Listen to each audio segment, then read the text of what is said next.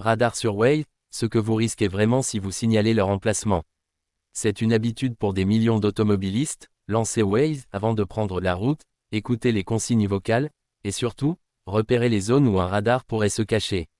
Mais attention, une fonctionnalité bien connue de l'application de navigation pourrait vous coûter très cher, jusqu'à 1 500 € d'amende et 6 points de permis en moins.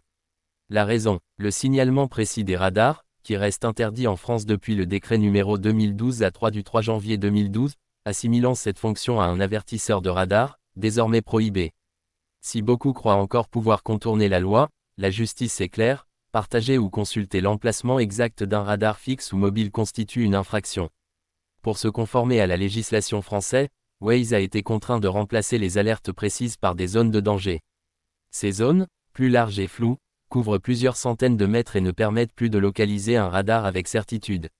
Une mesure qui ne s'applique qu'en France, les autres pays européens n'ayant pas imposé de restrictions aussi strictes. Ce que peu de conducteurs savent, c'est que signaler la présence des forces de l'ordre reste légal, à condition de ne pas mentionner expressément qu'il s'agit d'un contrôle de vitesse. Ce flou juridique continue d'entretenir la confusion sur ce qu'on a le droit ou non de partager via son application GPS. Autre point crucial, l'usage du téléphone au volant, même pour consulter Waze, peut également être sanctionné d'une amende de 135 € et de 3 points si l'appareil est tenu en main. En résumé, les conducteurs doivent rester prudents, ce qui semble être un simple réflexe technologique peut entraîner des sanctions lourdes, voire la suspension du permis. Il est donc vivement conseillé d'utiliser un support homologué pour le téléphone, de désactiver les signalements interdits, et de lever le pied sur la route.